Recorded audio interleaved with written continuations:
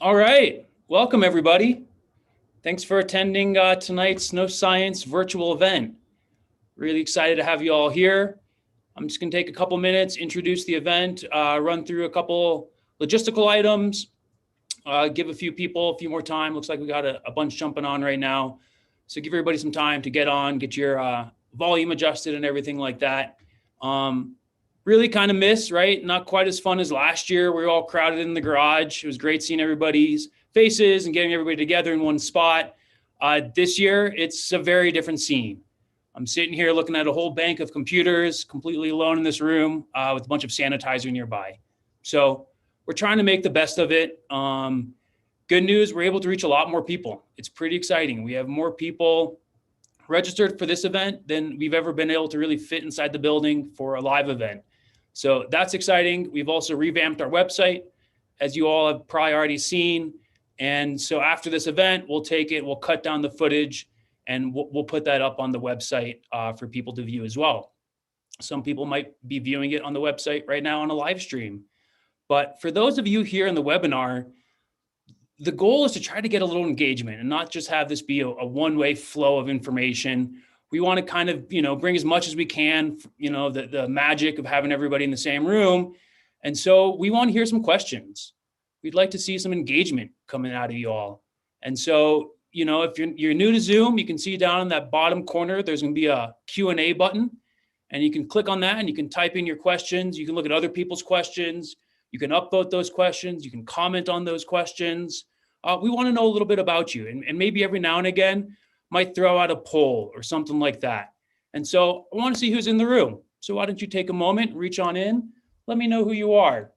Have you been on a Zoom webinar before? Is this your first time? And if so, did you ask a question? Maybe you didn't ask a question last time, but this time you're going to break that ice and drop some questions in there or comment on somebody else's questions. And then I'd like to know a little bit, just to kind of help the panel, who's in the room, what kind of avalanche education have you taken in the past? No judgment, nothing like that. And then just curious, right? Where is everybody coming from? Are you here in the Roaring Fork Valley, coming from somewhere else? So I'll leave the poll up. Let's give you another 5-10 seconds to see a bunch of questions. A bunch of people are throwing it in. Let's get everybody vote early, vote often, right? Let's see what we got. Oh, this is fun. Cool. All right, that's enough. That's gives me some idea who we are. So it seems like most people have been on a Zoom webinar before and have not asked a question. Let's break that ice. Drop something in the Q&A. You can upvote. You can comment. And as far as avalanche education goes, we got a little bit of a spray and a lot of people from the Roaring Fork Valley. So actually, I'm sorry, I thought I was sharing my new to all of this. So here you can see, you can share the results. You can kind of see who you're in a webinar with. Not quite the same as in live, but we're going to make the most of it, right? And so in getting this event together, I kind of wanted to introduce a little bit of how this came to be. And the reason we're talking about snow science tonight is because in the past, you'll see a feedback survey come out after this event, and would love to hear your feedback. The reason we're talking snow safety tonight is because in the past, we've heard a lot of people say they want to learn more about snow safety. And so let's dive into it. Let's talk about it. And in preparing these different types of events, really kind of look at these as one of two types of events. There's those events where we want to expand your knowledge base and help you better understand the world in which we operate. And then there's those events where we want to teach you hard skills and have you walk away being better at it than you were before. Example like that would be our winter workshop, where we try to teach you companion rescue. We want you to be better at companion rescue. But tonight we're talking about science, right? It's going to be, I'm not necessarily, think that we'll be walking out of here as snow scientists, but want to give some idea of what that is. And when I saw a lot of the questions coming in during the registration, one thing that I see a lot of is, we're coming into snow science, but we're really asking questions about decision making. And so just wanted to take a moment and kind of talk about, well, what is snow science? What is decision making? And so if we were to just define the two of them, right, I went on, just looked at some very simple definitions. And science is the systematic study of the structure of the natural world through observation and experiment. Whereas decision making is this cognitive process that results in a course of action, aka backcountry touring, among several possible alternative options.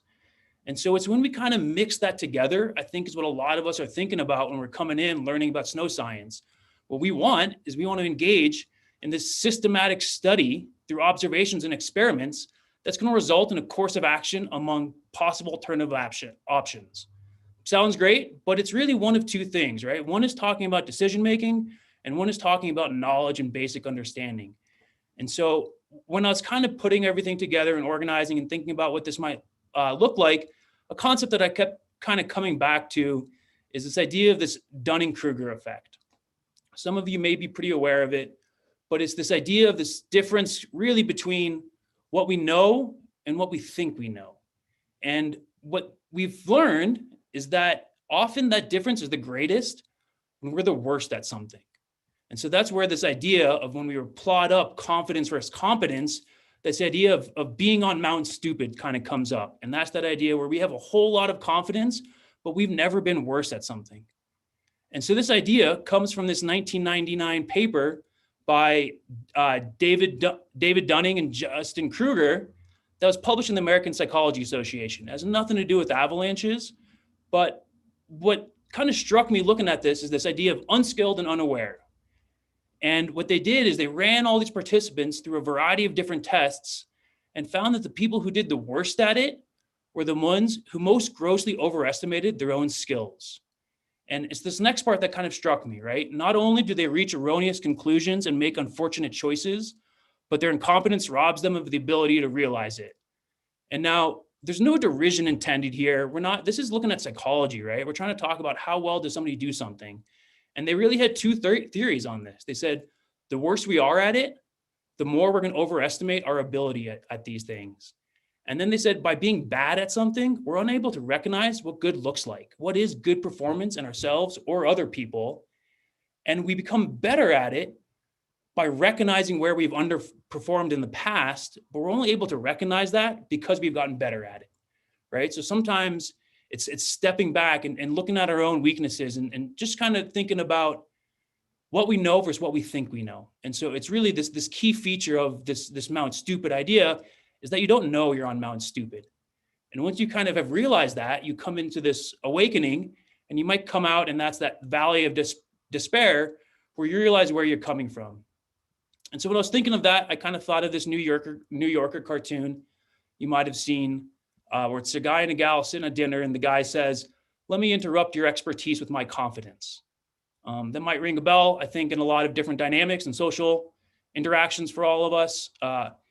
It is worth mentioning, right, that this field that we're talking about is traditionally dominated by white men. And so in an effort to improve that, I think we should be careful a little bit when we talk about who belongs in the backcountry and recognize that diversity comes from inclusion. And so there has been so much talk recently about, because of COVID, people are buying gear, everybody's got into backcountry skiing, and we have all these new people who are just jumping in the field for the first time, and it's going to be a real problem.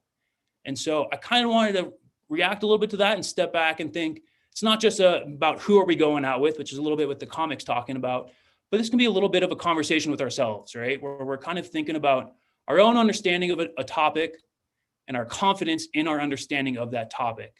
And so bringing these ideas of psychology is definitely not new into the avalanche education. All the way back in 2010, a researcher by Ian McCammon did some studies where it's a messy looking graph here, forgive me, but some of you may have seen it already. And what he's talking about are these heuristic traps. And this is decision making, right? This is the science of how we feel about something, not the science of facts. And so what he shows us is that when we have these certain cues, these certain heuristic traps, which influences how we feel about something, that when we have a higher level of education, we might be more susceptible to these traps. And so that's where, right, what we think is right versus what we feel is right might sometimes be different, especially when we're talking about backcountry touring. And so this was back in 2002. Wanted to call out, there was a research paper published just a couple weeks ago by Ethan Green and Spencer Logan from the CAIC, where they looked at avalanche accidents that happened last year. And it's a very similar looking graph, right? What we're seeing, you can see that little tiny bump over there, maybe by beginners, right? But really what we're seeing is most people who are involved in avalanches have some experiences with being out there. And so what they did is they looked at all the accidents from last year, and then that darker blue line kind of highlights accidents that happened after March 13th, which was when a lot of things shut down due to COVID. And so what you can see was what really happened is it just accentuated these problems that we've always been dealing with, right? Ian McCammon told us about these in 2002, and Ethan Green is still telling us about these in 2020. And so a really important point I just wanted to call out from this report that they said from CAIC is they said from their conclusions, they say the project suggests we should take a hard look at the assumptions we make about ourselves and our riding partners. Are we using our experience and skill to make good decisions, or are we just lucky? Are we correctly identifying avalanche hazards, the terrain where they exist, and making choices to reduce our risks? Or are our decisions based on experience built by a series of positive feedback events and emotions driven by our pleasure-seeking brains? So really, I think when we look at this idea, this Dunning-Kruger effect, right, there is Mount Stupid. There's a lot of people out there who are tremendously confident in their poor performance, right? And they don't do very well. But what we find is we might keep revisiting these lessons, and we might find ourselves in these twin peaks of semi-stupid or somewhere out in this, is this over yet range, as we work up our way, this kind of long, bumpy road up this slope of enlightenment, as we learn more about, the domain in which we're engaging. So I want to just leave you with my favorite snow safety quote from Mark Twain, where he says, "It ain't what you don't know that gets you into trouble. It's what you know for sure that just ain't so." So I thought that might be helpful a little bit. Wanted to kind of frame a little bit and just highlight those differences between, right, the science, the snow science of how we're better understanding what's going on in the environment and the natural world around us, and then how do we make decisions as people? Those can be really different things. So hopefully that helps. We're going to start off here. First off, we'll be hearing from Brian Lazar, who will be talking to us about fracture mechanics. But before I do that, let me just throw it over. So Deb Kelly, one of our longtime volunteers here on Mountain Rescue, they're going to be moderating that chat. So do we have any questions or anything coming out of the chat just yet, Debbie?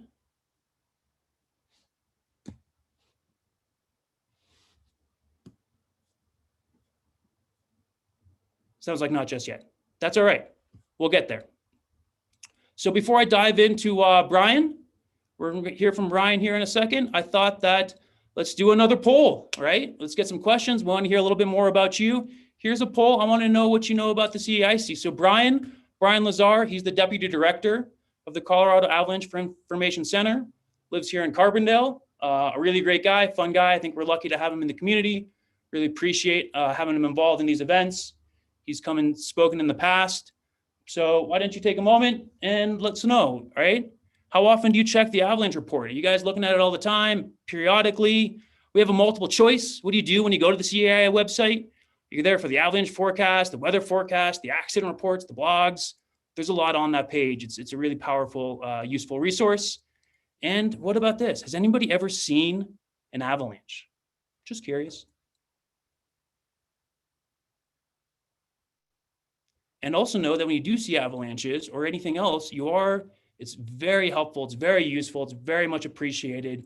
Reporting that to the Center for Avalanche Information Center, and you can always do that anonymous. So you don't have to feel like you'll get any punishment or guilt trip or anything like that. All right, this is exciting. Cool. I'm going to close down this poll. I'll share with you so you can all see who else is in the room, what you all said. And then we'll pass this on over to Brian.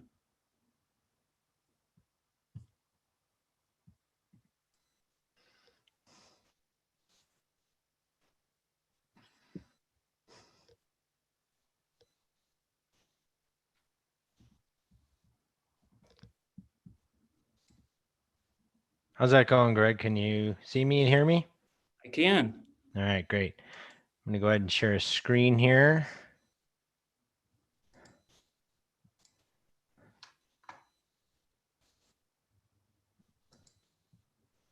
And there we go. Okay, can you see the slide, the full slide, not the presenter view? I can. Great. You're good to go. Thank you, Brian. All right. Thanks everyone for coming.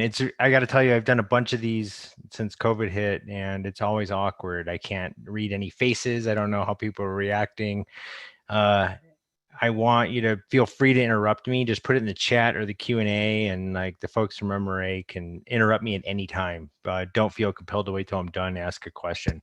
I wasn't sure exactly how to thread this needle. I know Greg was asking for some snow science topics. Fracture mechanics is a little bit of a heavy load. When I said that to my wife, she's like, I have no idea what you're talking about. So I said, well, what if I say how slabs release? And she's like, well, that makes more sense. She's like, I would just go through and get rid of all the science terms you have in there and replace them with common language. I did my best to do that, but I did want to have some science in there. So there is a bit of mechanics science in here. So please stop me. And if I can get rid of that. Okay. So anyway, I wanted to go over how slabs release and just kind of cover the basics. This is a very rich area of research. It's really fascinating to people like me who spend our lives in the snow. This picture kind of covers a bunch of different concepts, and we'll go through this a little bit in some detail. I do want to acknowledge some of the folks who've done a lot of their research into this field and provided me with a bunch of these slides. Carl Berkland, Ron Simonois, who works for Carl Berkland at the National Avalanche Center, Ron Simonois, who works for us at the CAIC, Alec, Ned Bear, who's now over in California, Joachim, and we've got some other work from Johan Guam at SLF in Switzerland. So there's a lot of smart folks with a lot of letters after their name working on the mechanics of this kind of stuff, and something I worked on in graduate school myself.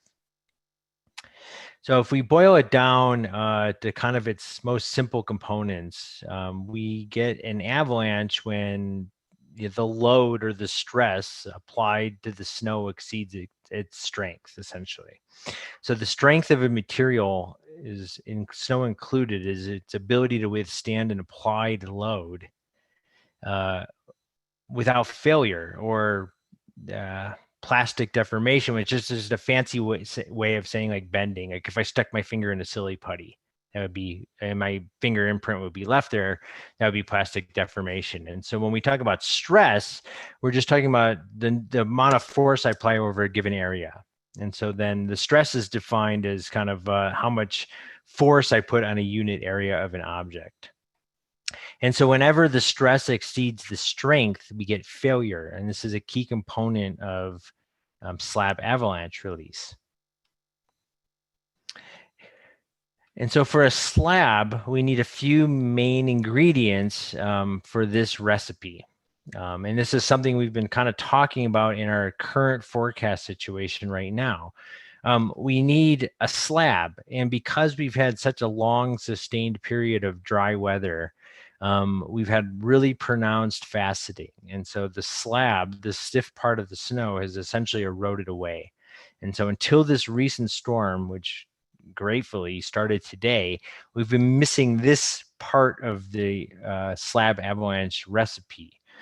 But we also need a weak layer, and those are quite abundant. We have weak snow all over the place. For anyone who's been out, out skinning or poking around or just walking around at this point, because it's a little tenuous to be skiing, there's tons of weak, sugary snow. The stuff you can't make a snowball out of, that's weak snow. That's the result of the faceting process. We certainly have that ingredient. And then we need slopes over 35 degrees. In this case, it's like 30 degrees. The vast majority of avalanches occur on slopes between 30 and 45 degrees.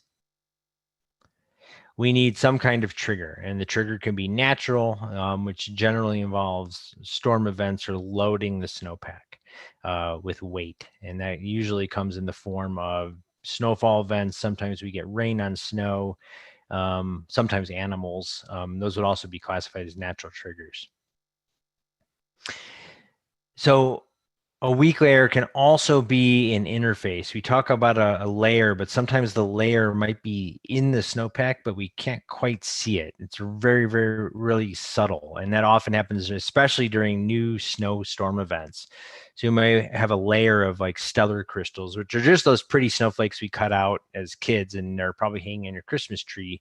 When those come in, those are weak layers. They don't last very long, but they're very hard to see in a snowpack. So when we say layer, it also might be a very thin interface that might not be visible to the human eye. And remember, this is the combination we need for a slab avalanche. We need a slab, we need a weak layer, we need the terrain, and we need the triggers. But even when we have these ingredients, there's lots of situations in which case we don't have an avalanche. And so when we talk about triggering, and Greg, I'm not exactly trying to get rid of this header, but just seems to come and go. So please bear with me. It may just obscure some of the titles, but don't worry about it. When we talk about triggering, it's about rapidly loading the weak layer in the snowpack. And when we talk about weak layers, we're talking about faceted snow grains. And that's just a fancy way of saying snow grains that have a lot of sharp angles to them. They're generally large, and they've got a lot of sharp angles, like stellars that we cut out for the Christmas tree. But what we're most worried about are those that stick around a long time. And those are called persistent weak layers. And they've got large, sharp edges, and they stick around for weeks, if not months, after they've been formed. And so it's the loading is the key to the amount of stress we put on the snowpack. And if the stress is enough, we get failure, and failure leads to fractures. So how do we load a weak layer?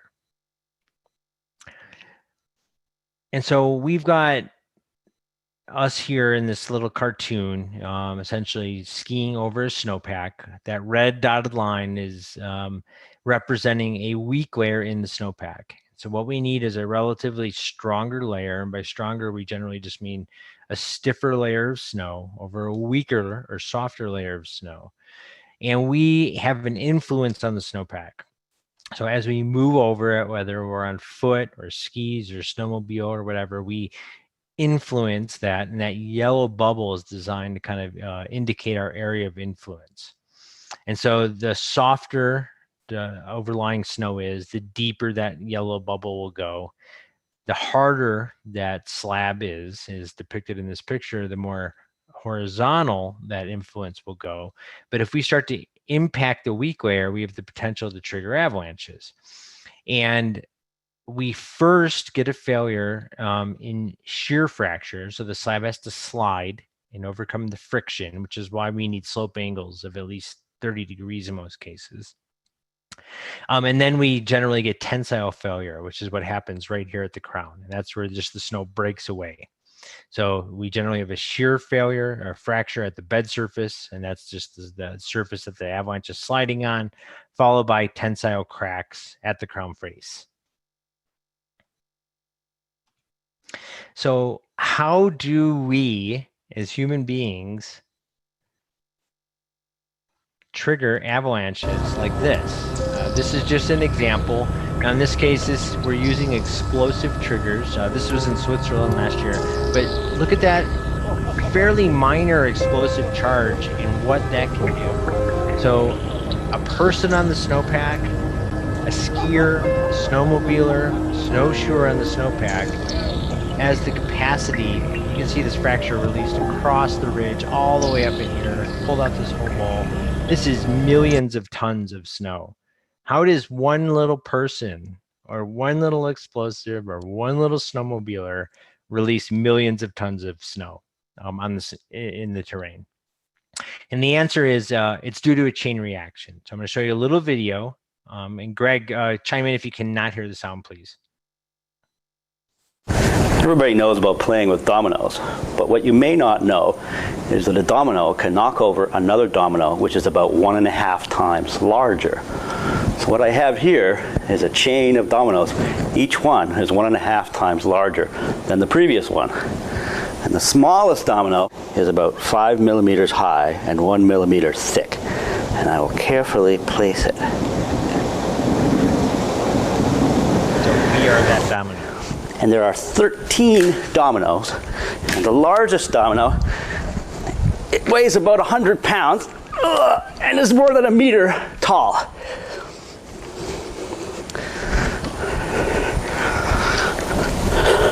Ready?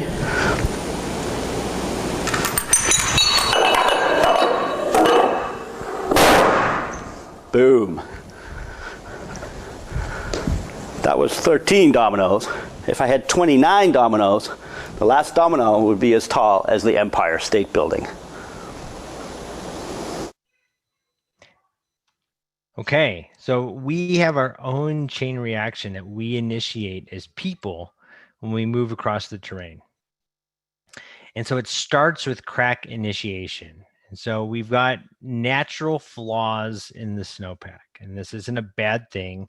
This happens in any material where we've got just natural weaknesses, and these weaknesses may grow to due to increasing load, or they may may grow due to creep of the snowpack over the terrain.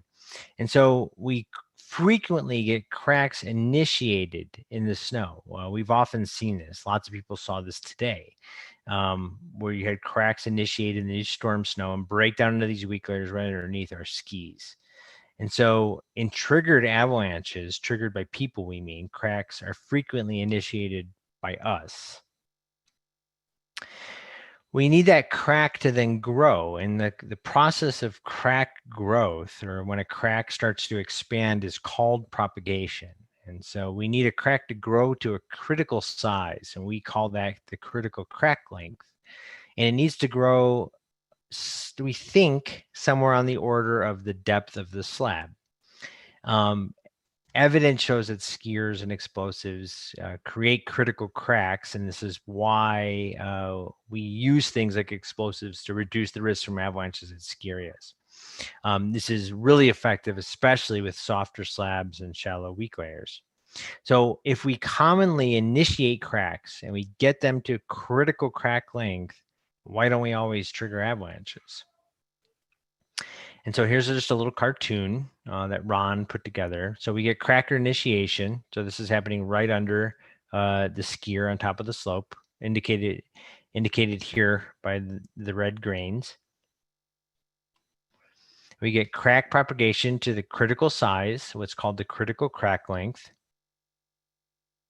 Eventually, that crack then starts to go all by itself. And so we call that sustained crack propagation, or in the terms of mechanics, dynamic crack propagation. So this is the crack now beyond our influence. It's now its own monster and traveling all by itself over the terrain.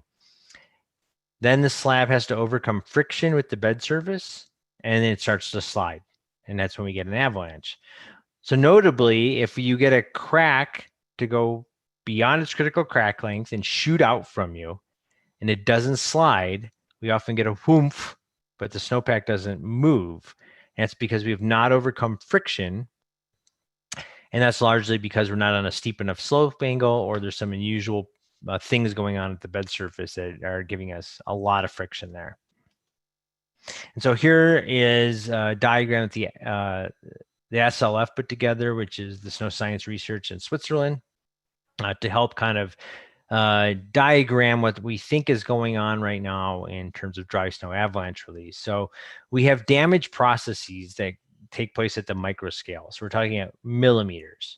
And then we get the initiation of the first kind of crack. And these are the natural deformities which just happen in a material that's not constant over the terrain. And this happens in everything. The skillet on your stove seems very solid, but there are damages and there are flaws in that material in which you could initiate a crack with the right amount of stress applied. Here's where we come in. We often initiate the onset of crack propagation. We get the crack to start moving. And so we initiate the crack. This is where stability evaluation comes in. It grows to a critical crack size. It propagates. The slab overcomes friction. And we get a whoomph if it does not overcome friction. Here's where we're going to talk a lot about tonight, is in what we are dealing with crack propagation. Once we hit the critical crack length, we enter the realm of dynamic crack propagation. The crack starts to travel beyond you, beyond your control, and eventually we overcome friction. We get a tensile failure of the slab, at the crown and the flanks, and it overcomes friction at the bed surface, and we get an avalanche. So because the propagation saw test is one of our kind of few pure techniques for testing fracture mechanics, it's often relied on by the researchers. And so spatial variability is key. So here's an example of a crack, which has reached a critical crack length. It's shot beyond the realm of this skier who triggered the crack, but the slab did not overcome friction. But the ability to initiate a failure and then initiate a crack, which gets to its critical length, relies on these weak zones. And weak zones are these relatively weaker areas of the slope. And this is important because this is where we can initiate failure. And so this is why when you read in the forecast, we talk about likely trigger points. We're talking about locally shallow spots in the snowpack. So these are areas near rocks and trees or near the margins of slabs where it's easier for us to impact buried weak layers. This makes propagation more likely.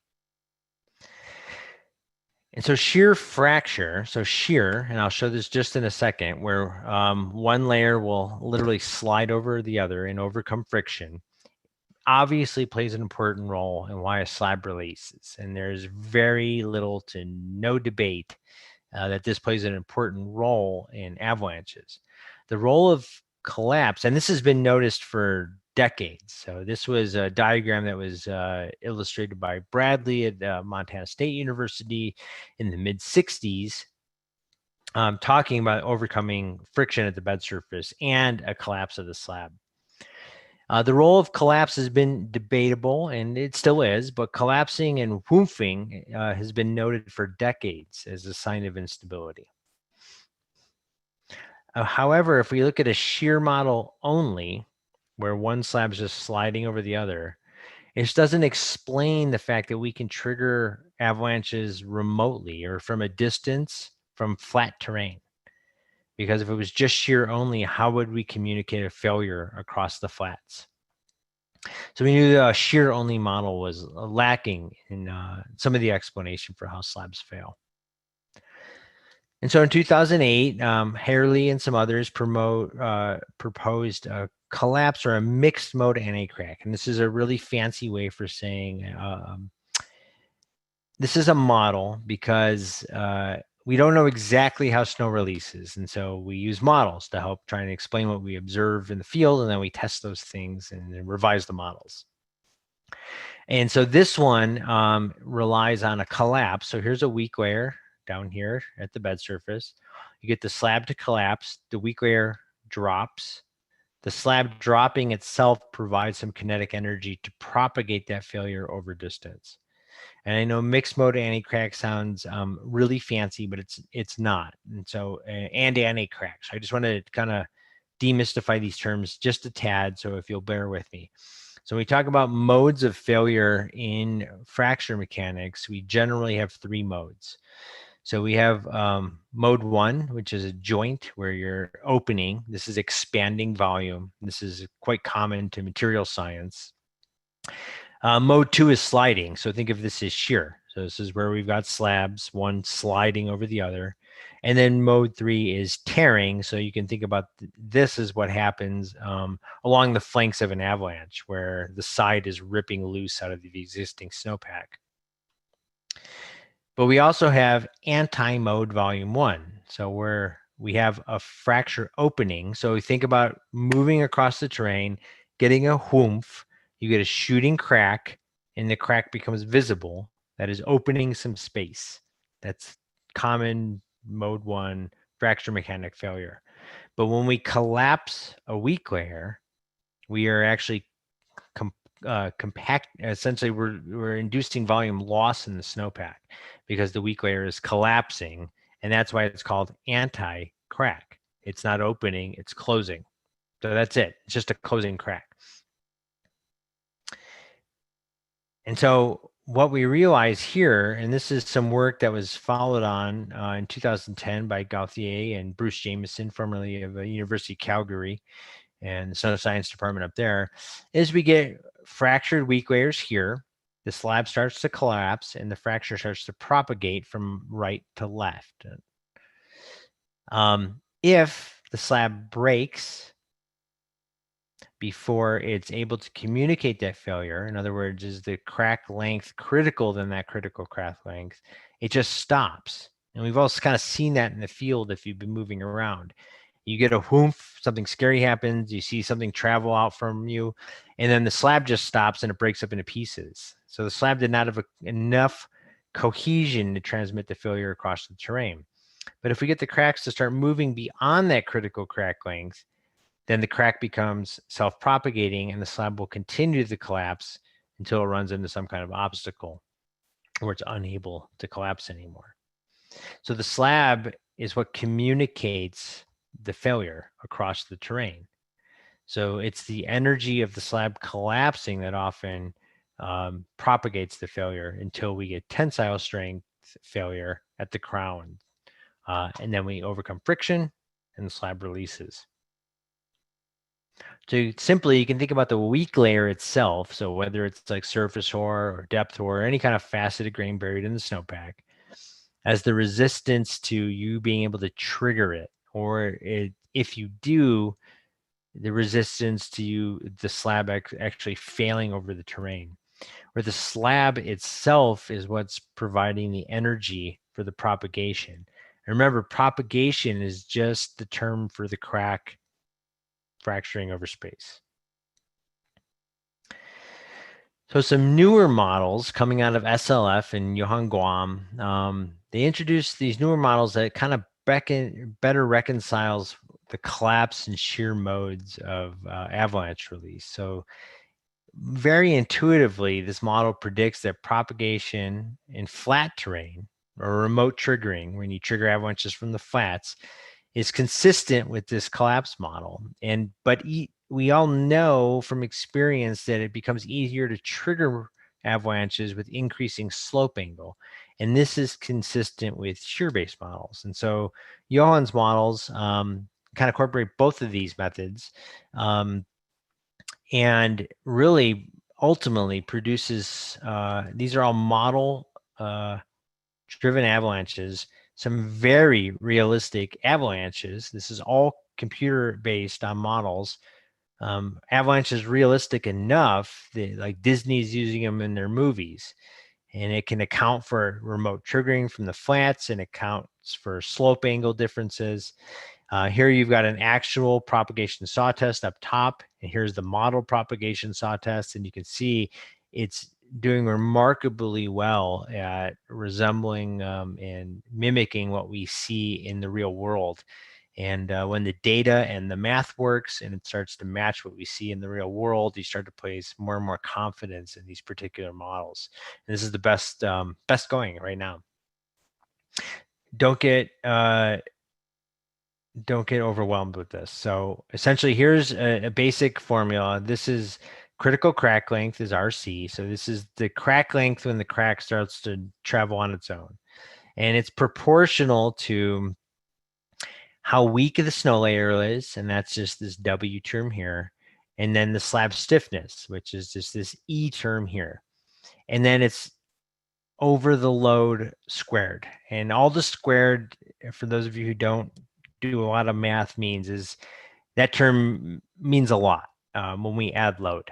So when we add a lot of load, example, a person, or often typically what's happening right now is a load on a weak layer, like a lot of snow, that critical crack length goes down. And so when the critical crack length goes down, things become easier to trigger, right? So it's easier to get a little failure underneath your skis or your board or your snowmobile or your snowshoes, and then have that fail across the terrain. And so if the slab stiffness goes up, then the critical crack length goes up. If the weak layer becomes stronger, then the critical crack length goes up. If we get more snow, then that critical crack length goes down, and it goes down really fast. And that's because it's squared. And we do know, and I won't present a lot of this time here, but that initial studies indicate, and we know this just from experience, that with time, the critical crack length goes up because the snowpack has had time to adjust, and that involves both the strength of the weak layer and the stiffness of the slab.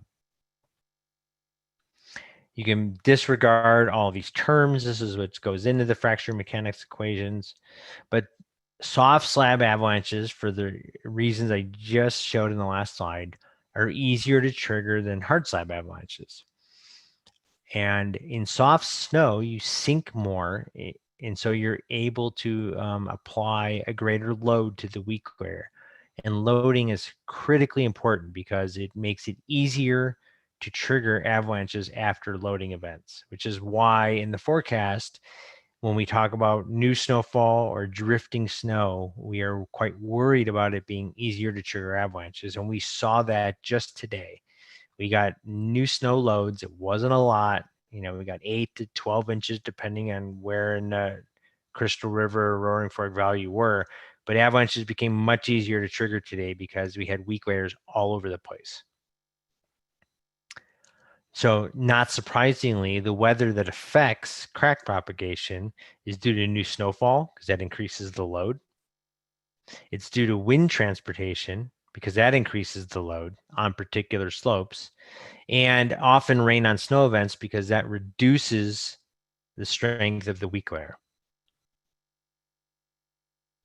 So what's evidence for the collapse model? Well, we've got a bunch. One is remote triggering. If we relied on shear alone, that model would not allow you to trigger avalanches from slopes that are completely flat. And we do see that, particularly here in Colorado.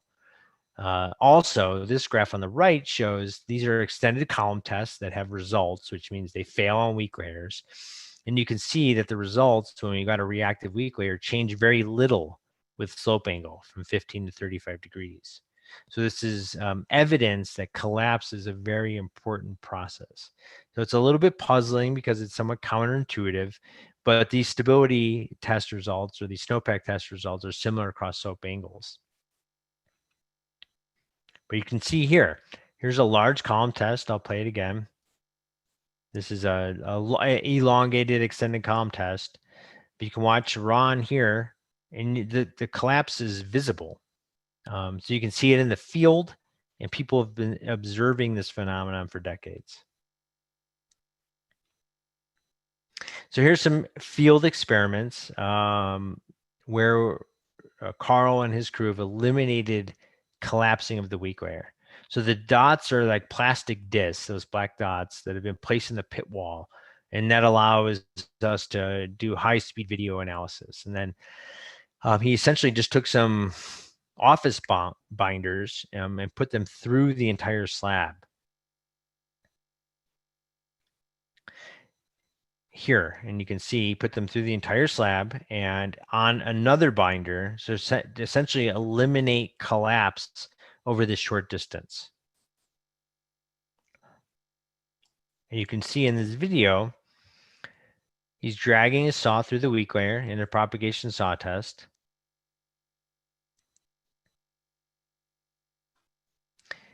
If you look closely, the failure occurs,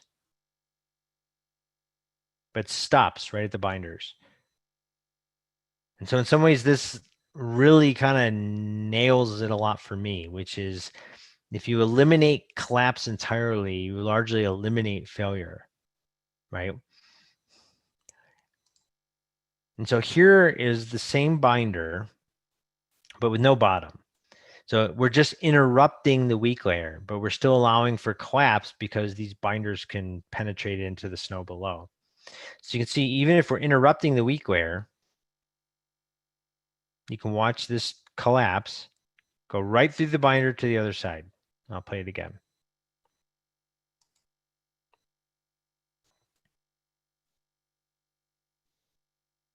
So again, this interrupts the weak layer, but does not prevent the slab collapse. So if you don't prevent the collapse, you still get failure. So here you can see the weak layer has been entirely removed. So there is no longer a weak layer over this portion of the column.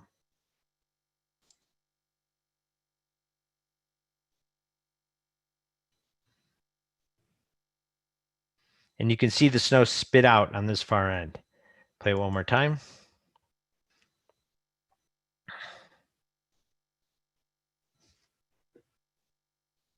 So the take home from these videos is you can really mess with the weak layer. You can do all kinds of things to disrupt it. You can throw bombs onto a slope and create craters, but you can still get propagation in avalanches.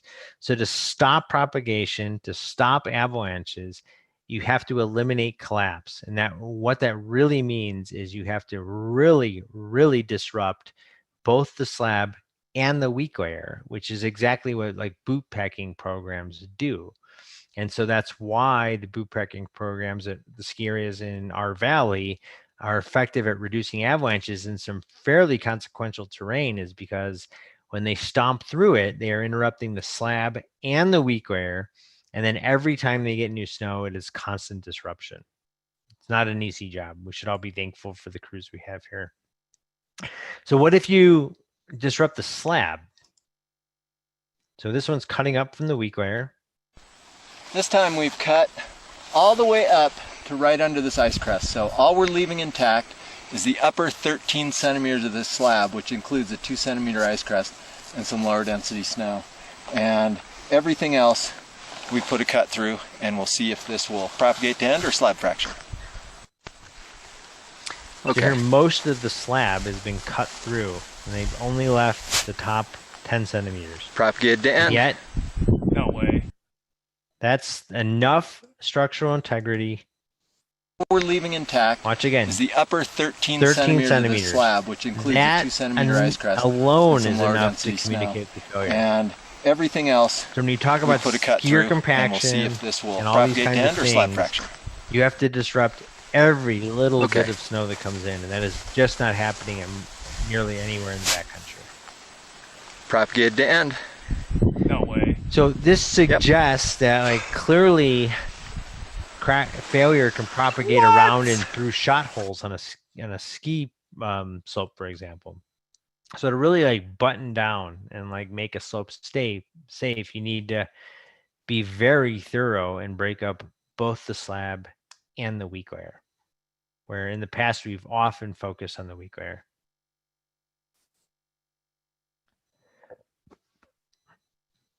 And I'm not going to touch on a lot of this just due to time, but here we've got from 1 to 96 hours. And on this y-axis is the critical crack length. So you can see right after loading, the critical crack length is dramatically reduced, but it quickly grows and then comes to some kind of equilibrium after about a day after loading. So these old rules of thumb, like, hey, wait for a day or two after we get a big loading event to see what the snowpack's going to do, is backed up by this type of research. And so how does this compare to actual avalanche occurrence? And so this is some work done by some folks of us at the CAIC, led by Jason Koningsberg. We're looking at persistent slab avalanches after loading events. This is what we actually saw in the blue line and in the red boxes here. So day since loading events, you can see a dramatic decrease in the number of avalanches. This is the fit curve to that data in blue. So the blue is kind of fitting the curve to the known data. And this is what that equation I showed you earlier would predict. So you can see what we generally see here in Colorado is quite comparable to what we would see in the model, although we might even see a steeper drop off in the early stages here. So we see increases in critical crack length. It becomes harder when the slab gets stiffer. It becomes harder to trigger slabs. When the weak layer is strengthening, it becomes harder to trigger slabs. So the bottom line is we get increased stability, but the rate almost certainly depends on the weak layer itself, the load and the rate of the load on the weak layer, and the type of slab that we're adding.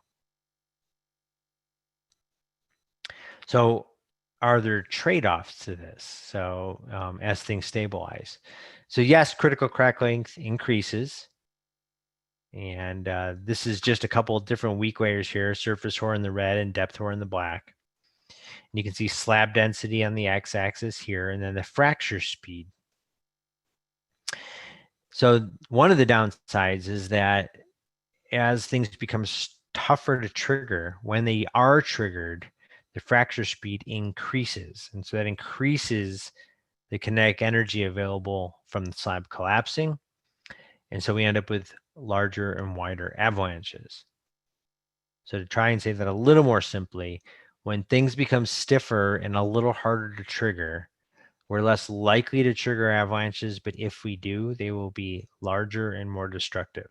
And these are the kinds of themes you find in many of our avalanche forecasts. So in conclusion, the mechanics often depend on the scale of the crack, the slab, and the weak layer as a combination are really key to understanding how likely it is to trigger a slab. And field experiments demonstrate what we've often seen in the field, which is that more load leads to shorter critical crack length and faster cracks, and that time reduces the chance of triggering a slab, but increases the potential consequences. And so lastly, in summary, this is just me today out in Marble. No, I'm just kidding.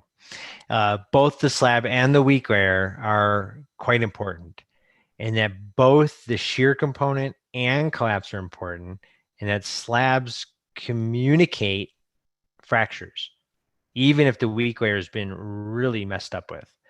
And so if we can eliminate collapse, and often we eliminate collapse because the slab's not continuous across the terrain, runs into rocks, runs out of depth, we can arrest fracture. And we have lots of open questions. There's really no slab avalanche release model that includes all aspects of fracture processes and accounts for all the multi-scale kind of spatial variability. And so this is an active area of research that's quite challenging, as you can imagine. And it has not gotten to the point where we can look at mechanics to predict single avalanche events, but it is useful for us both in forecasting and public safety messaging at this stage of the research progression. And with that, I think I'm done, but I'm happy to answer any questions or clarify anything I may have muddled or not said clearly. Thank you, Brian. That was awesome. That was really helpful. I know I learned a lot, and I know I'm excited that it's going to be recorded so I can go back and review some of that. We did get a number of questions coming through in the chat. So I'm going to toss it over to Debbie to maybe read a few of those questions. And first, I just wanted to mention to everybody, so when you're in the chat, if you scroll down to the bottom, you'll see all those new questions. And, there's a lot of questions in here. And so maybe upvote the ones that you most want to hear answered right away. What do you see in there, Debbie? All right. Well, from the question and answers, I'll start pretty basic. Can you have a snow slab without a weak layer? You can have a slab. You cannot have a slow slab avalanche without some kind of weak layer. All right. And then this was from earlier before registration. Once our current layers get buried, is it guaranteed to be a weak layer for the entire season?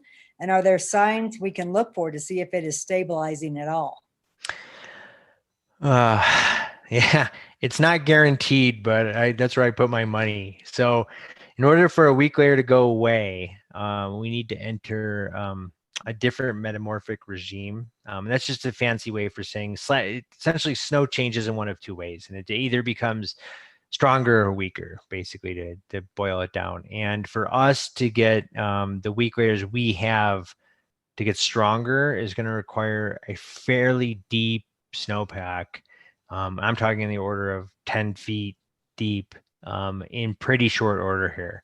So, which is unlikely. And so as is common for us, the weak layers we've developed here are quite weak. They are quite pronounced. It's likely we're going to live with those weak layers near the bottom of our snowpack for the rest of the season until we get into the spring. All right. One more. You mentioned the shallow snowpack / trigger earlier. This seems like an important concept. Can you discuss that in more detail? Why is the shallow snowpack a more likely trigger? Because often, especially for us around here, we're dealing with weak layers near or at the bottom of the snowpack. And so when I showed that kind of like our area of influence or our stress bubble over the snowpack, it's just much, much easier for us to impact a weak layer when the snowpack is quite thin.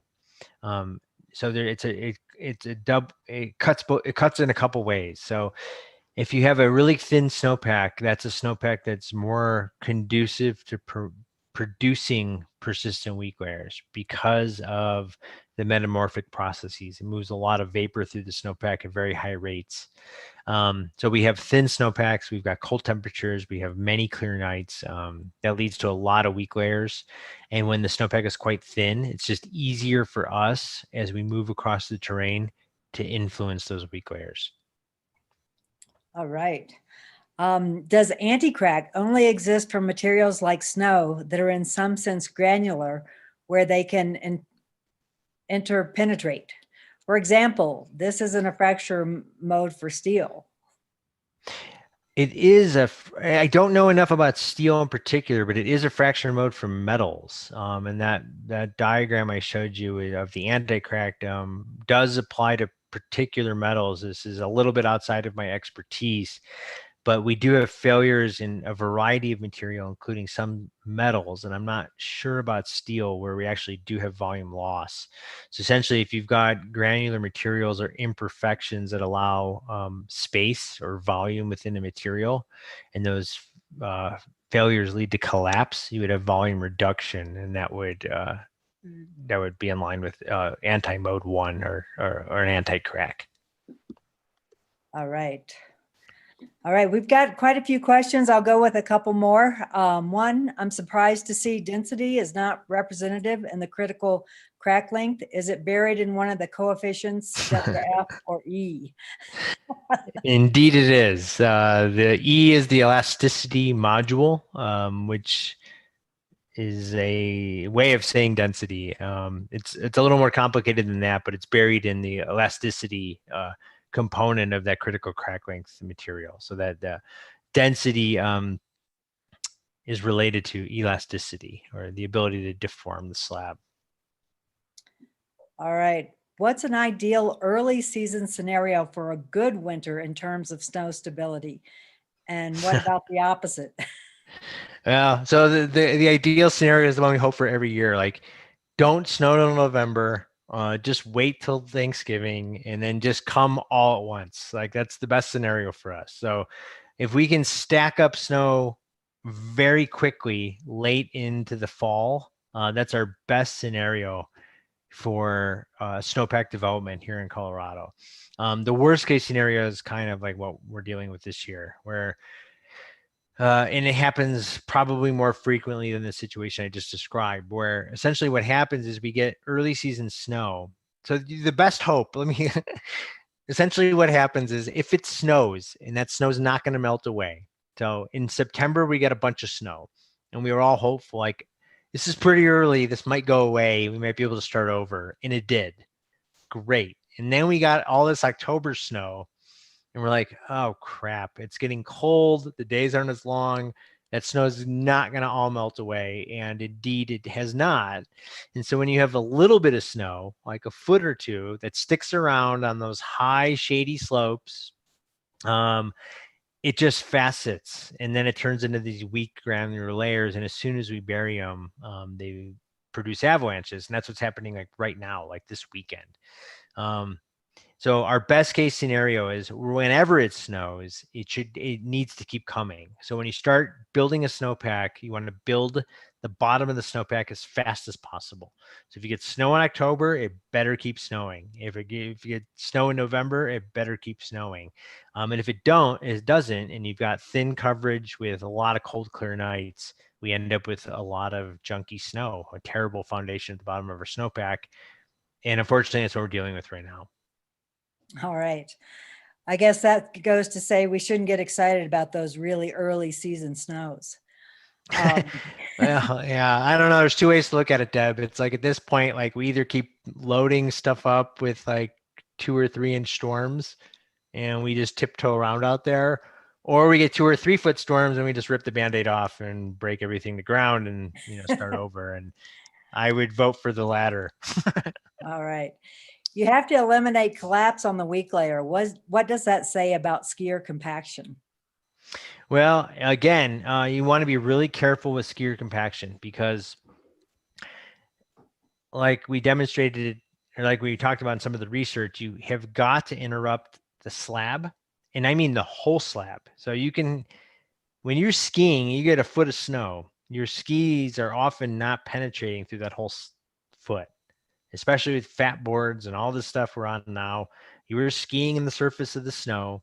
And if you are not breaking up the entire slab, you are not skier compacting the slope. And God, I wish I had that photo queued. I've seen entire photos of entire mogul fields that have avalanche because you can ski the surface snow and it looks like there's tons of tracks on it. And there are, but if it's not breaking through the entire slab, you are not skier compacting it. And so the only way to effectively know you've compacted a slope is to literally bust up the whole slab in the weak layer. There's a reason Snowmass and Highlands and Ajax put their patrollers out there in boots walking up and down the slope because skiing it is generally not enough. If you have any kind of supportable slab, your skis are not penetrating the whole slab or you'd be skiing on the rocks. There's a reason we boot pack it, and it's not because it's fun. All right, I'm going to go with one more question for now. And that is, what is the relationship of snow temperature to propagation? Well, it's a good question. So if snow temperature is related to the elasticity of the slab. And so you'll often hear like if the slab in theory becomes warmer, it becomes more elastic. And that would in theory make it easier to trigger. I think where a lot of people get into trouble with this is that when we're warming a slab, let's just say it's a foot or 2 feet thick, the mechanism for heat delivery is conduction, and that's conduction mainly through the connected ice grains in the snowpack, and conduction is quite slow. So because the sun came out and it's a warm day, doesn't mean the slab is more elastic. That takes a lot of time. And so I think when people think it's warmer, so it's easier to trigger slabs, they're often relying on this process happening much too fast. It can happen, but for an entire slab to warm up requires quite a bit of time in the order of days, not hours. All right. Well, I think what we'll do is we'll revisit some of these questions later on at the end. And so for all the attendees, if you want to hear some of these questions in the Q&A answered, go ahead and put your little upvote on there, and we'll choose a few to keep going with. Awesome. Thanks so much, Brian. That was really great. Yeah. I definitely learned a lot, and I'm definitely gonna go back and watch it later and review some more of that as well, especially some of those videos I thought were really neat. So thank you. Appreciate it. Yeah, my pleasure. Thanks for having me. And so now we'll kind of keep her rolling. Next, we're going to hear from Jeff Deary. He's at the Center for Snow and Avalanche Studies, which is down kind of in the Silverton area. They do a lot of studies on dust on snow and looking at all sorts of things that you're going to learn a lot more about. It's the science of looking at snow. And I thought before we dive into Jeff's presentation here, thought I'd throw another poll your way. I want to know what you all know about the Center for Snow and Avalanche Studies. Have you ever heard of it?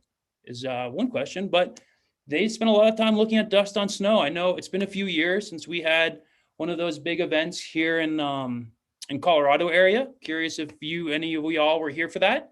Have you been down in Red Mountain Pass? That's where they do a lot of their study work and give some idea of, do you know the terrain that Jeff's working in?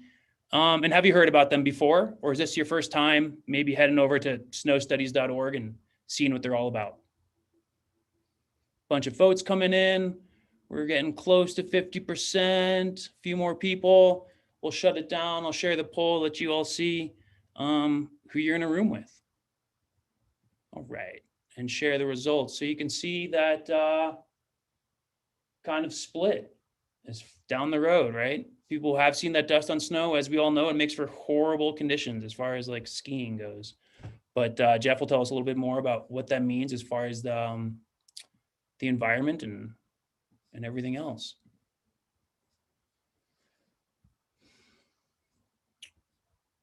All right.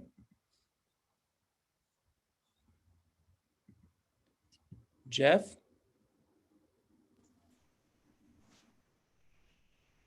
Hello, everybody. How's it going? Am I coming across loud and clear? Clear enough? Looking good. Thanks, Jeff. Okay. I'll share my screen here and just jump right into it.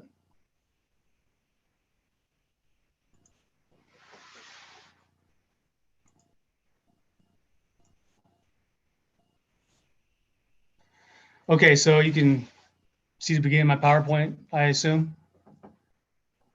Yep, looks good, Jeff. Cool, thanks much. Okay, well, it's great to be talking with you all. I'm really excited to first time talking with Mountain Rescue, and I thought I would just talk about pretty much what our organization does. And by doing that, hopefully I'll hit on some interesting topics, and everybody, hopefully folks find someone interesting, and mostly pertaining to snow research and snow and our water resources. So to jump into it here, I'll first talk about our Cinderbeck study basin. We have a research basin down at the summit of Red Mountain Pass, just about 20 miles outside of Silverton, Colorado. That outline there shows where it's at. You can see 550, the summit of Red Mountain Pass is right where that 550 sign is. And it is unique. It's a very unique basin in many ways. This photo, this image here shows the outline of the watershed in blue.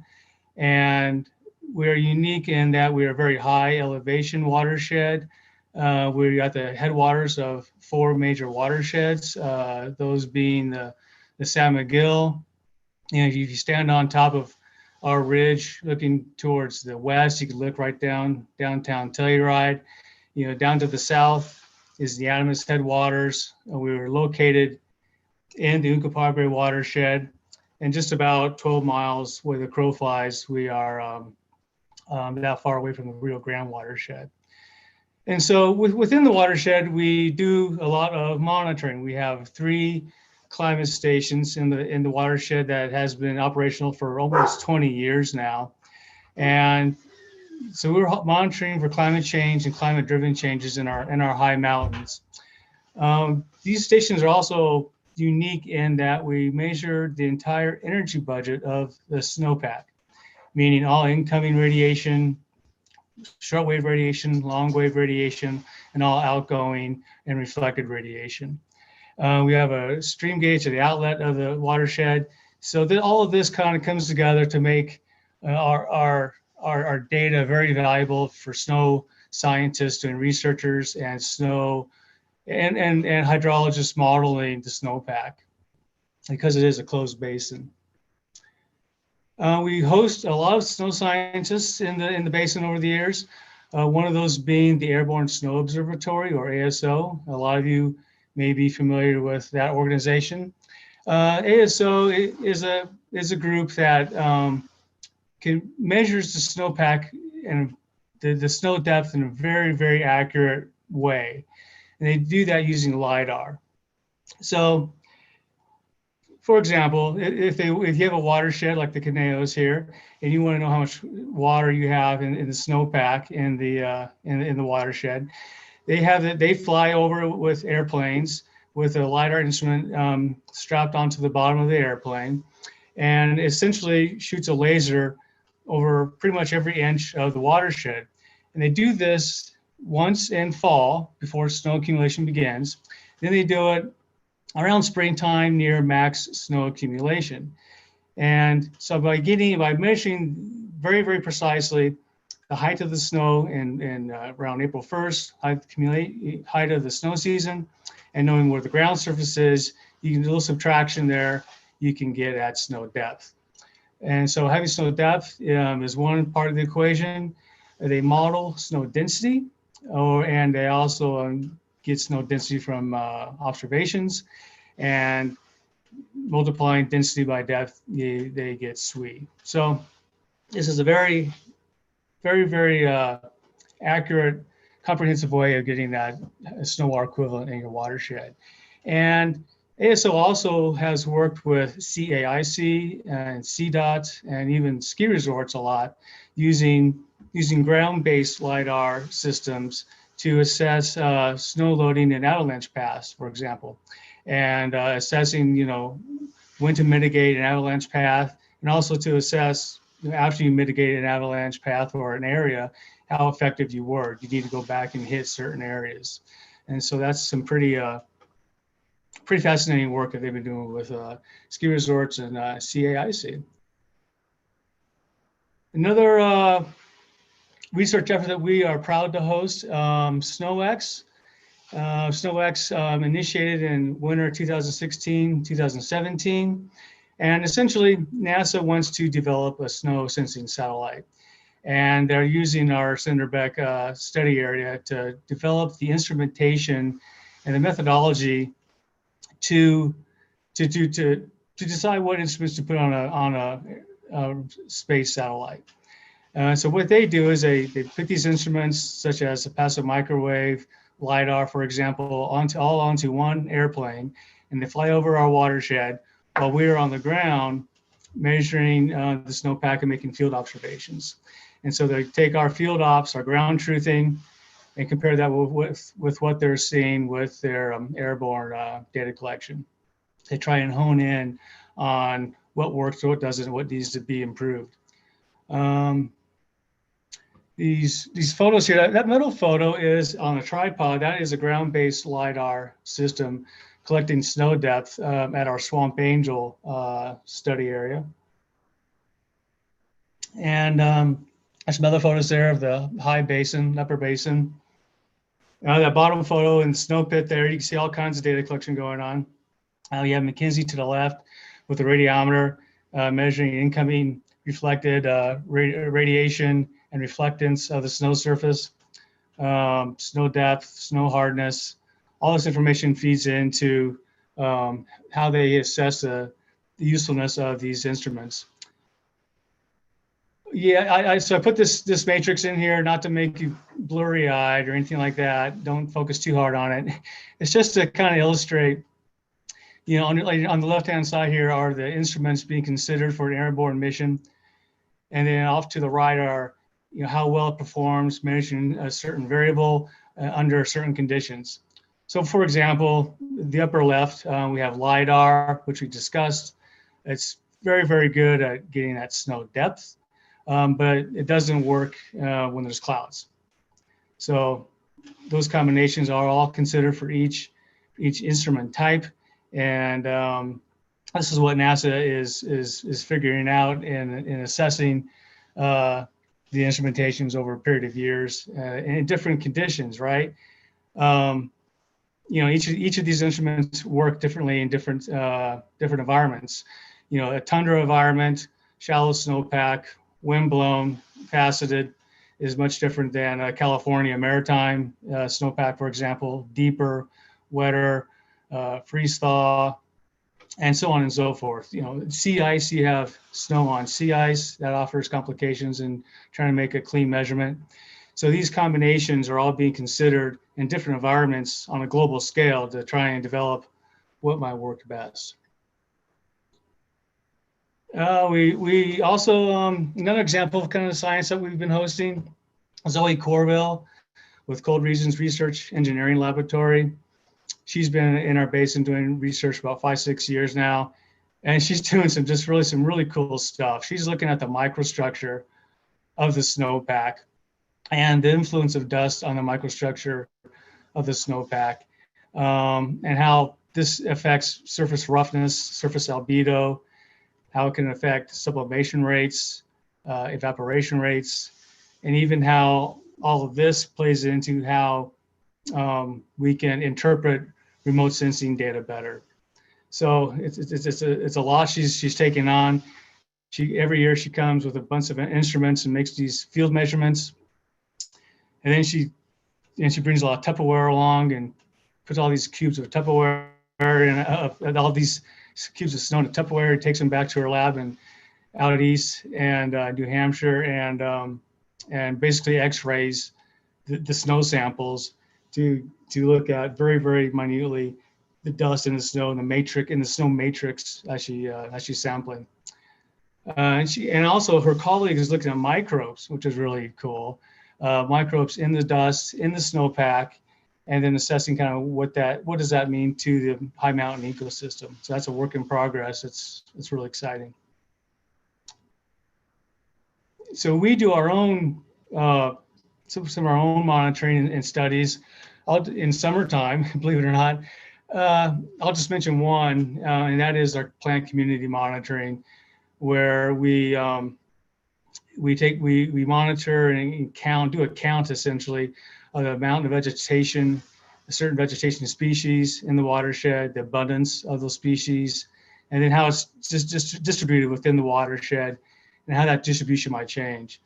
So for example, Krumholtz, with the warming climate is moving up in elevation, and so we're documenting these changes.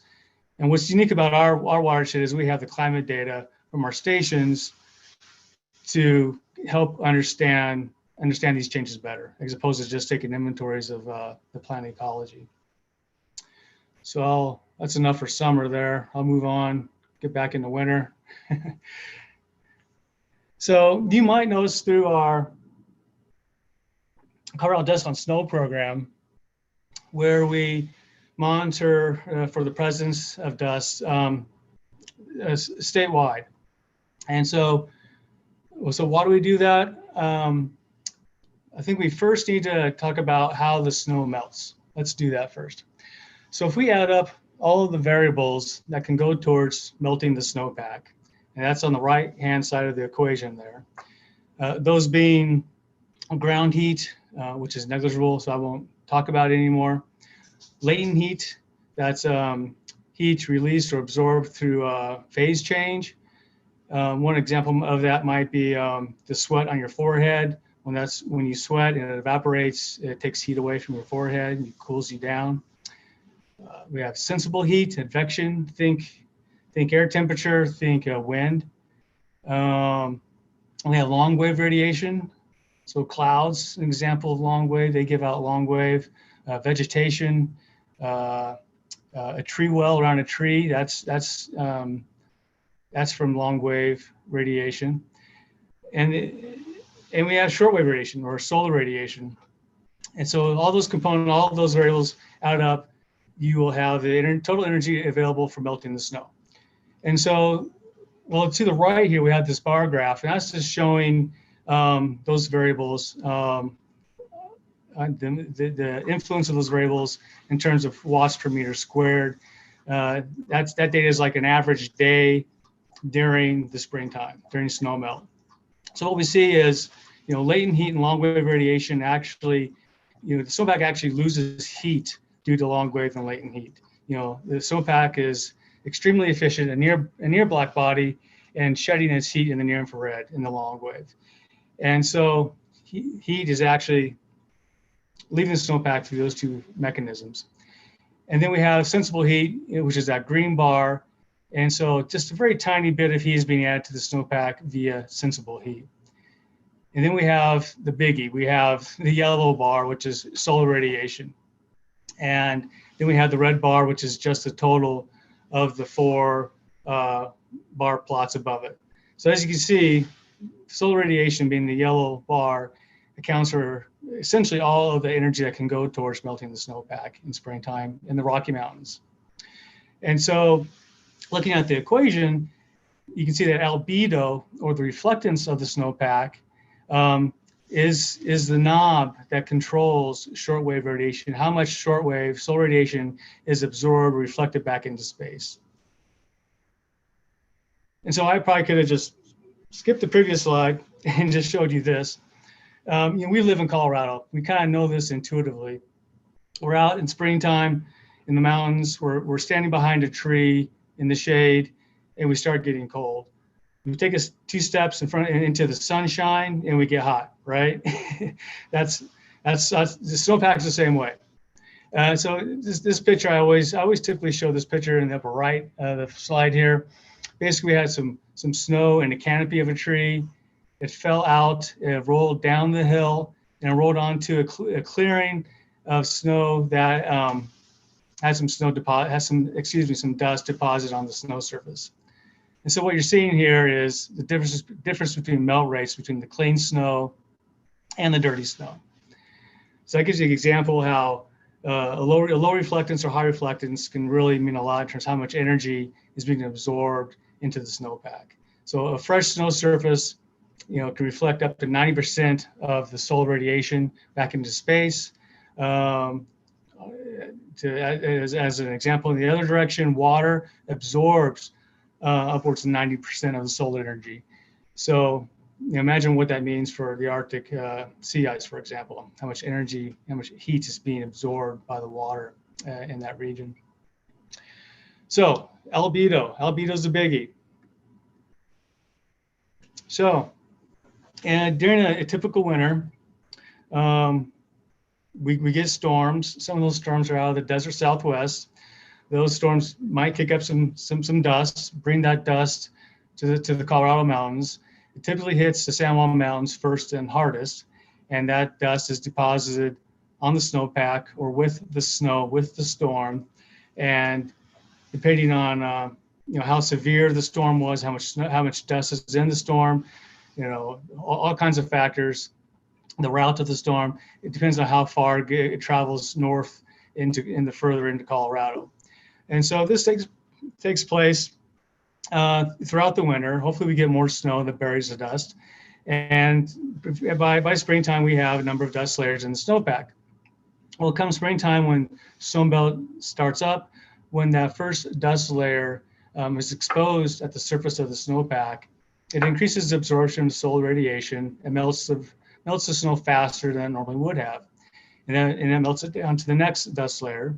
And these 2 dust layers combine, reduce the albedo even further and melt the snow even faster, and so on and so forth until all the dust layers have coalesced at the surface of the snowpack. The dust coalesces at the surface, doesn't melt or sink down into the snowpack, coalesces at the surface of the snowpack further and just cumulatively really degrading the albedo. And so as you might know, this affects the timing of snowmelt. Snowmelt occurs earlier in the season. The rate of snowmelt, the snow melts faster, and even reduces total runoff yields. It's been shown that dust can cause the snow to ablate fully, 2 weeks, 20 days, 30 days, 50 days earlier than normal. And so if the soils and the plants are exposed earlier in the season, they start, evapotranspiration kicks in earlier in the season, and that's water loss that would normally have gone into our streams. So this is an issue that affects everybody. If you live in Colorado, it affects you. If you're a river rafter, if you ski, if you just hike in the mountains in summertime, it affects the plant ecology. This is a factor and a big influence on our ecosystem. And talking to a ski crowd here, it also affects snow stability during the cold season, the cold part of winter. It can create weak layers from faceted growth near the snow surface, at the snow surface, up to a few inches down below the snowpack, through again increasing that solar absorption and enhancing that kinetic growth. Actually, the good example here is that lower left picture. What you see here is a dry hard slab avalanche. shearing at multiple locations above and below dust layers. And the rest of the photos that you see are wet slab avalanches, more towards springtime, because again, snow increases melt, triggering a lot of meltwater to go in the snowpack, eroding strength, and initiating a lot of wet slab avalanches in springtime. So it could be a real factor in springtime as well. And I like the photo in the upper right, actually. I don't know if you can see it because my face is in the way. But one way to see if there's dust in the landscape, because it might be covered up with snow, it could be underneath the snow surface, is looking at cornices. The eddies from cornices can capture a lot of dust. So looking at the cornices can give you an idea of kind of generally how much dust might have accumulated over the season, winter season at that location.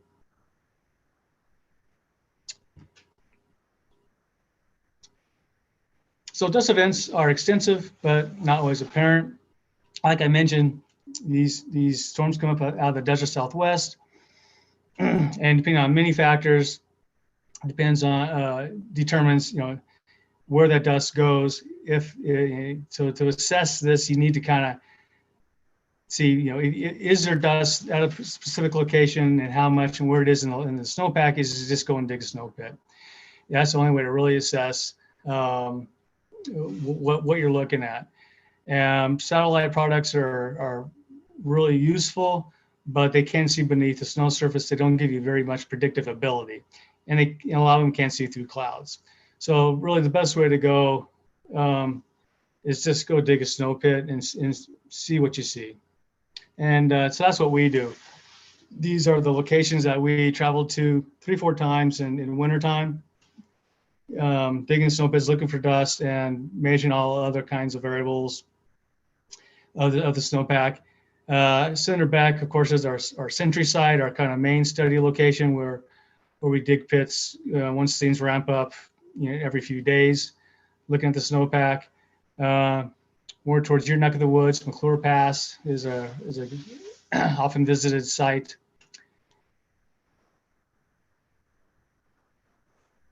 Okay, so to pretty much just sum up the last few slides I've shown, we have this statement here. Knowing the magnitude and timing and intensity of snowmelt runoff requires knowing snowwater equivalent and snow albedo.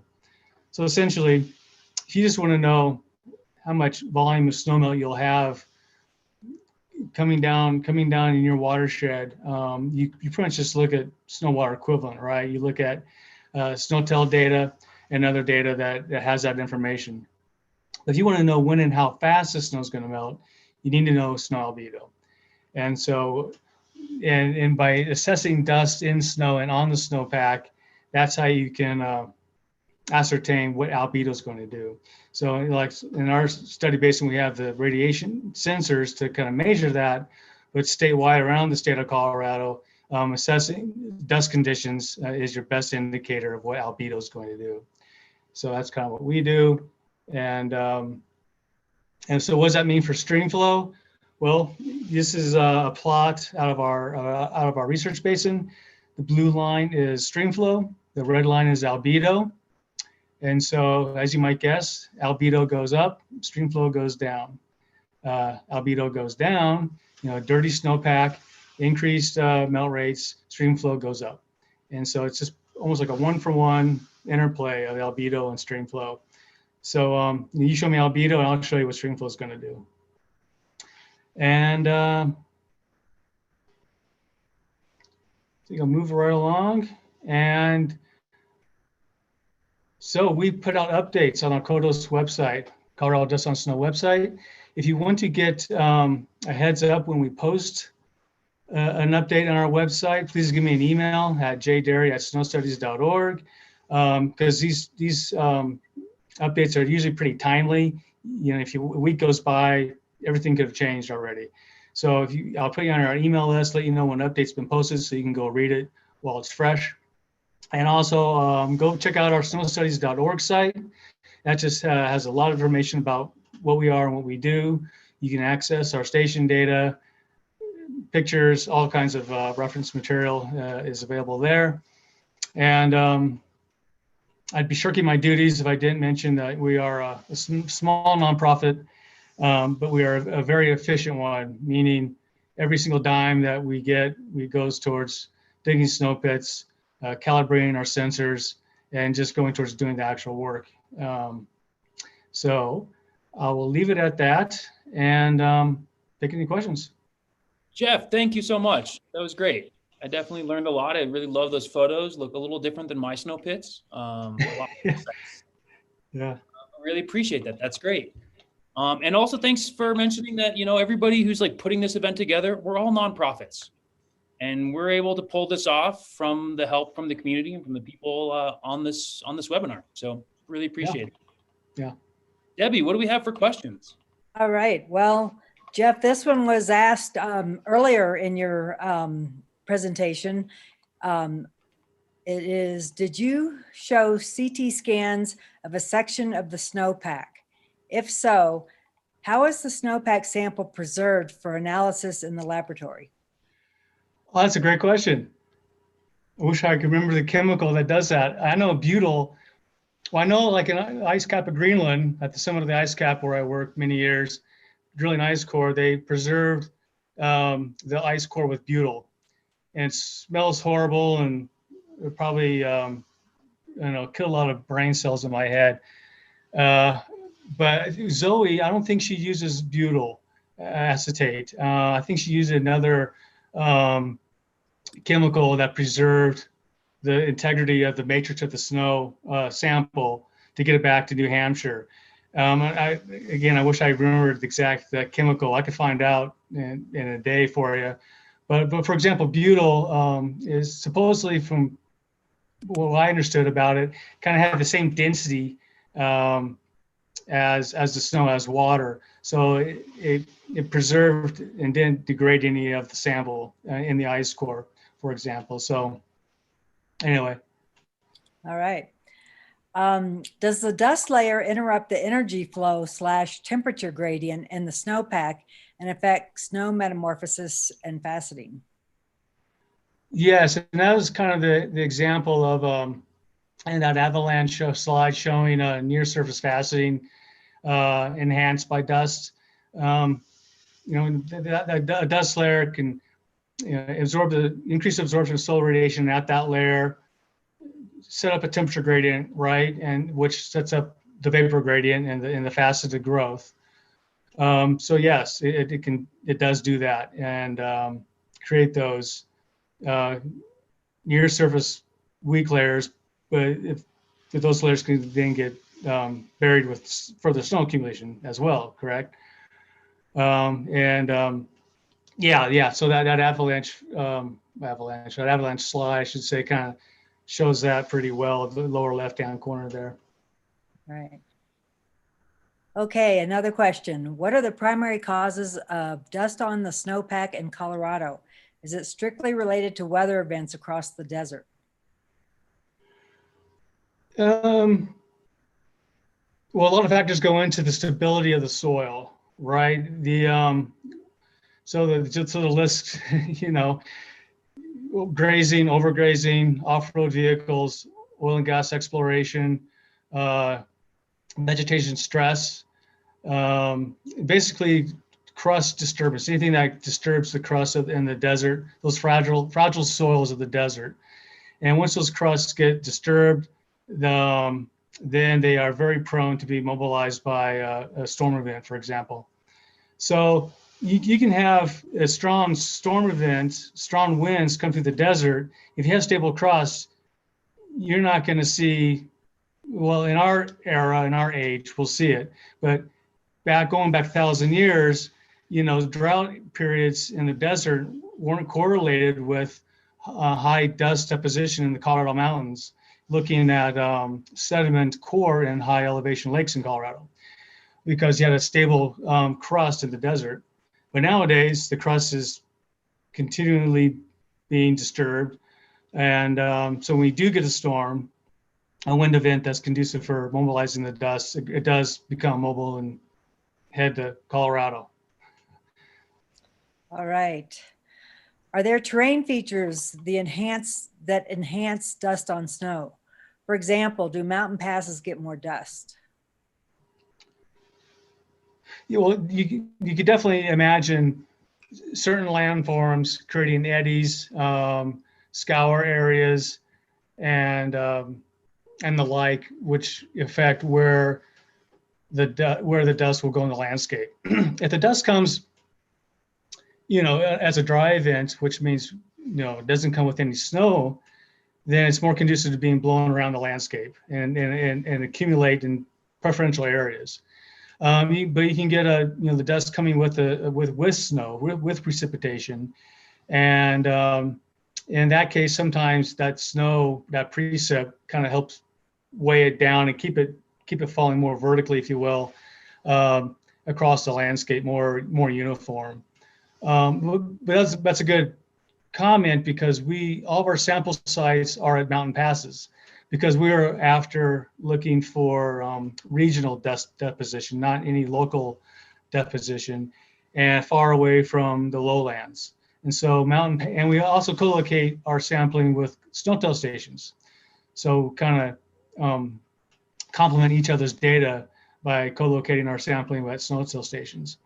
And so, yeah, good question. Yeah, that's why we monitor and dig pits at the mountain passes, just get that regional deposition. All right, good. Well, that's our questions for this segment. All right. Thanks, Jeff. That was great. I really appreciate that. Oh, I've got one more question, Greg, if we can, since do it relates to dust. Is there a relationship between dust layers and crack propagation characteristics? Brian? Throw that one back to Brian. Yeah, exactly. Yeah, no, I mean, we keep seeing dust events, so this question keeps coming up, and I think Jeff covered it quite well. So essentially, it all relates back to weak layer development, and so you need to drive vapor through the snowpack really quickly in order to develop really pronounced weak layers. And if you have dust events that are exposed to incoming shortwave radiation or sunlight, let's just say, particularly when this often happens in the spring, although Jeff can correct me if I'm wrong, but this seems to be happening a little bit earlier in the year than what we saw 10 or 15 years ago. But what you need is dust on the surface of the snow. You need big, bright sunshine for a good portion of the day to come out. If it heats up the dust enough and then gets buried by snowfall that retains a lot of heat, it will release a lot of latent heat once it gets buried. And the short order of it is that it will produce fairly pronounced weak layers. And so when you have really pronounced weak layers that are associated with dust events, much like we talk about weak layers associated with crusts in the snowpack, you've got very weak layers. And so the weak layer strength is quite low. So if you relate that back to the critical crack length, that would bring the critical crack length down and just make avalanches easier to trigger. I hope that did it without muddying the waters too much. Jeff, you want to add anything more to that, or? No, it sounded good. Awesome. Thank you. Well, really appreciate having you come and talk to us and teaching us all sorts of science. I really enjoyed it. I learned a lot. So now we're going to bring up Polly. I'm really excited to introduce everybody to Polly Layton. So we've just gone through, we've learned, kind of filled up that knowledge bank, and we learned all sorts of really great things about the background information on how we're going to, we're going to go out and we're going to try to take some of our knowledge and make decisions. But I thought we maybe be able to end the night talking about, let's kind of bring it home and bring it down to realistic, right? Let's go look at the CIC. Let's go through, look at that website. Let's kind of see what kind of information is going to be the most useful for Polly as she writes her public forecast for all of us. And then what kind of bits of wisdom she might have for us. And if nothing else, really wanted to say hi to her and welcome her to the community. And we're really excited to have her here. She's originally from Colorado, and has been living up in Revelstoke for the past 10 years and now is back in the Valley. And she's taking the job from Matt Huber, you might remember. He is still with CAIC. He's moved down to the San Juans and is working with the highway department down there. So I'm going to also, it's in the chat, I'm also going to drop it into the Q&A. I want to make sure everybody has the website for the Avalanche Center. So you can see that in the Q&A, you'll see it in the chat, and look for those at the end of the our talk tonight. I'm going to drop a feedback survey in that same spot. Would really appreciate hearing your thoughts, what you'd like to see more of, what could have gone better with this. We're all trying to learn. And so I would really appreciate you taking a few minutes to fill that out.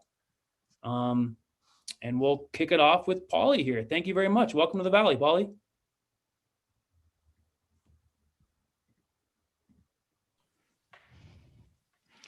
Awesome. Thanks for the warm welcome, and super stoked to be back in Colorado. And just want to say thanks to Greg, Brian, and Jeff for teaching us more about heuristics, fracture mechanics, dust on snow, and some of the current research that's currently coming down the pipe.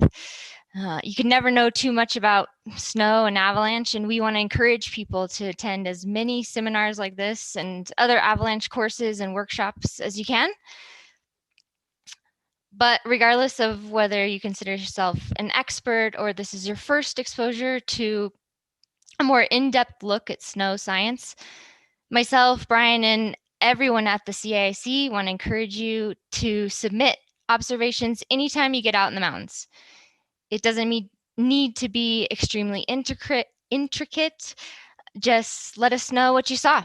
There are several ways to do this via the website at colorado.gov/avalanche, which, like we said, we'll put in the chat. You can submit snow profiles on SnowPilot, but perhaps the easiest way is to download our app on your phone. And let me just a second here.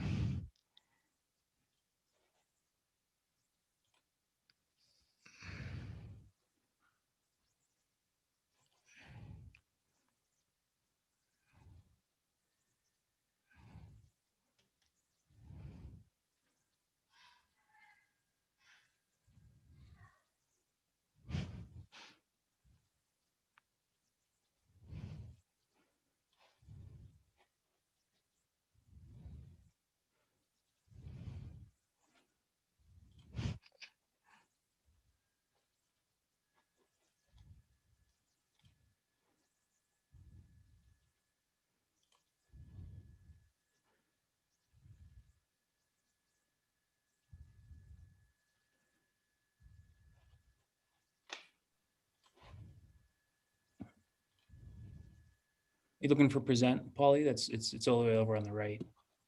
Yeah, I got too much. There's a banner here. I got to get rid of it. Right. Let's see. Probably blocked. There it is. Yeah.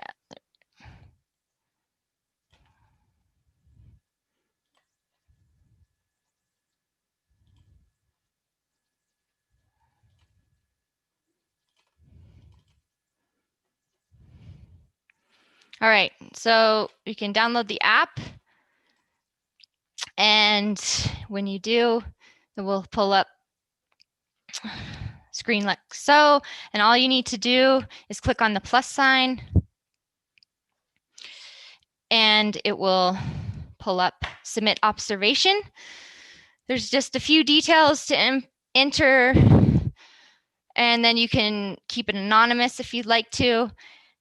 And then you can just basically give us as much information as you like to. It can be just 5 minutes of just what you saw. What was the snow surface like? Did you see some shooting cracks with every step, or hear a big whoomph? Or even was it blower face shots all day with every turn? That's all great info. If you have more details, by all means, don't be afraid to include them. Aspects, elevations, changes throughout the day, a full snow profile with test results are always welcomed, but definitely not mandatory. We'd rather have a short summary of your day than nothing at all. It helps us get a better picture of what's happening across the area.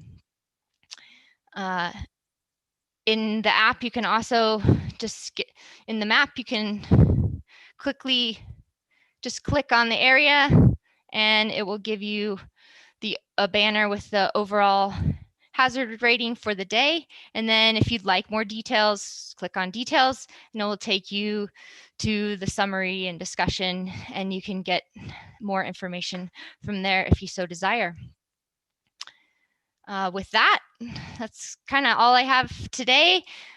We can go back to any final questions, and just want to say thanks again for having me, and don't forget to submit your observations. Have a great, safe winter. Awesome. Thank you, Polly. That was great. That's first day, you know, getting brand new, like into CAIC. And I was like, why don't you go and tell us all about CAIC and take us through the website and the app? So that was great. I really appreciate. I hope you all will spend some time on that website. I find it super useful, and I believe you all will as well. I have dropped that into the chat, so you can find it right in there. There's a chat where you can find that website. And I also dropped in the link to the survey. And just wanted to highlight, again, I really want to thank everybody, Jeff, Polly, Brian. I think it was a great night. I certainly learned a lot. And you'll be able to find all of this footage. It'll be up on our website on that education tab going forward. Might take just a little bit to kind of break it down and edit it. But you'll be able to keep coming back. We're going to have more classes, more events. We're hoping to do a few more webinars this winter as well. So stay tuned. If you're not on our mailing list yet, please sign up. And thank you everybody for attending. And on behalf of everybody here at Mountain Rescue, I want to say thank you, have fun, stay safe.